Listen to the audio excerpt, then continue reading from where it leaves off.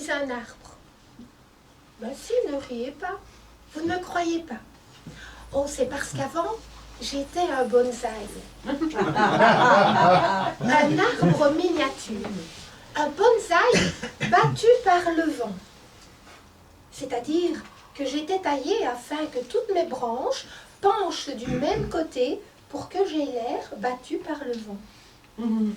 Mais je vais grandir, grandir jusqu'à presque toucher les nuages. Vous savez pourquoi? Non. Je vais vous raconter.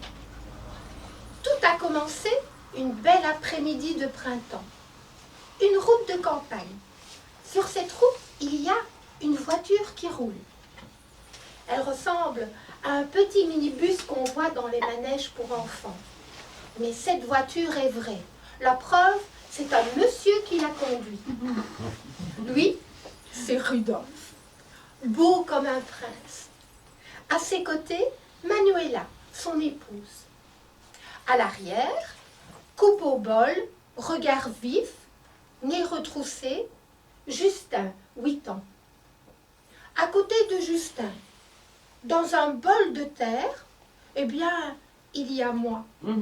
Enfin, moi, quand je n'étais encore qu'un bonsaï haut comme 3 pommes. Maman, c'est quand qu'on arrive à la maison? Maman Manuela n'entend rien. Elle parle, elle gesticule. Rudolf écoute, fait oui de la tête, se cramponne au volant. Mon chéri, tu me l'as promis, hein? Ce bonsaï-là, tu le feras battu par le vent. Mais oui, ma belle, ce sera un érable battu par le vent. Rudolf aime tellement Manuela qu'il pourrait s'arracher le cœur pour elle, se jeter d'une falaise. Enfin bref, c'est la femme de sa vie. Mais si les magiciens existent, eh bien, Rudolf, il en est un. D'un tout petit bout de souche, il peut faire naître de merveilleux bonsaïs. À l'arrière de la voiture, Justin s'est assoupi, une main posée sur le petit bonsaï.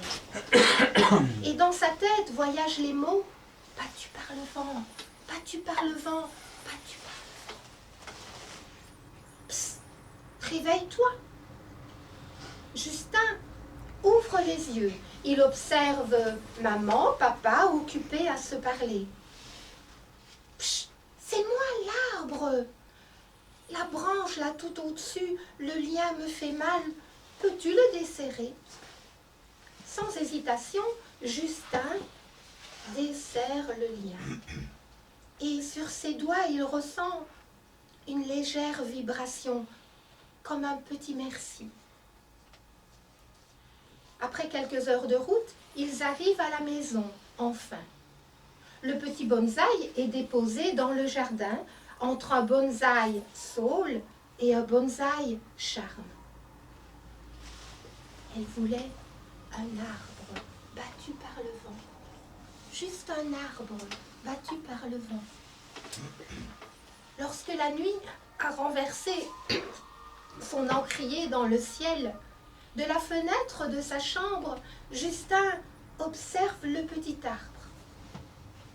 Alors, une chose étrange se passe. Il a l'impression que les branches du bonsaï en serrent le charme et le saule.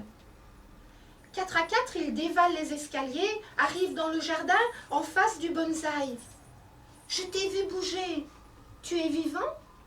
« Mais bien sûr, Justin. Je suis un arbre, donc j'ai la vie en moi. J'ai une mémoire, j'ai des images, des souvenirs. Tu as aussi un nom? Non, mais tu peux m'en trouver un. Bien, moi, j'ai pensé à t'appeler Bozo. Oh, ben ça, c'est un nom qui me plaît. Je crois que c'est le nom d'un clown. Oui, oui, dit Justin. Et tu sais, demain, papa va s'occuper de toi. Il fera que tu sois un bonsaï battu par le vent.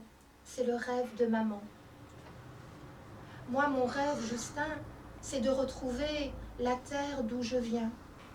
Que m'importe de vivre plus longtemps dans un pot de terre si je n'ai plus l'horizon au bout de mes branches, si mes feuilles ne peuvent plus danser aux quatre coins du vent.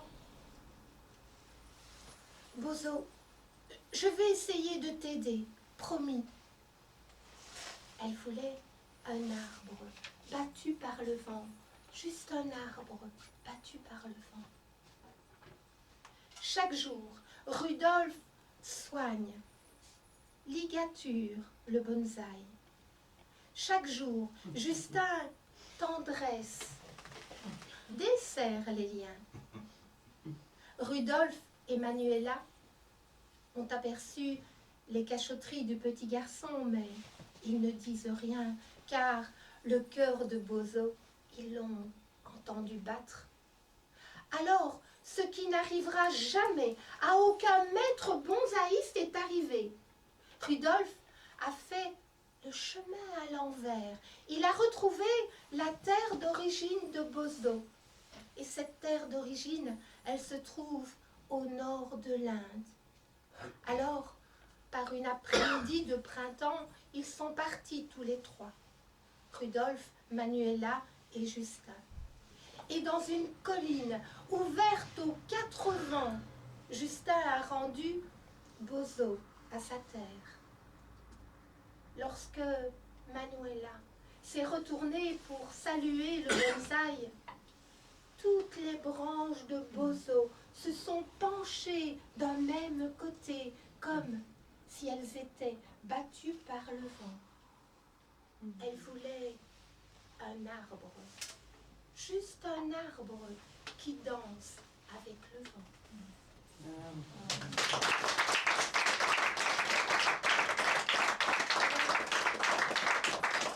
Comme l'histoire se termine en Inde, je crois que vous savez, hier c'était justement la fête du Holi, la fête des couleurs.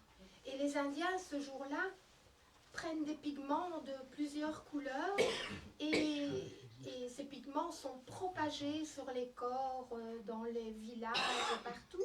Et alors j'ai préparé deux pigments, du rouge et du jaune. Le rouge qui représente l'amour et le jaune, je dois vous avouer que je me rappelle, la lumière. J'ai eu un trou de mémoire. Donc s'il y a quelqu'un qui veut que je mette un petit peu de pigment sur ses joues, il n'y a pas de mal, c'est fait avec de la farine de maïs et des colorants alimentaires. Qui est candidat? Moi. Ça c'est du jaune.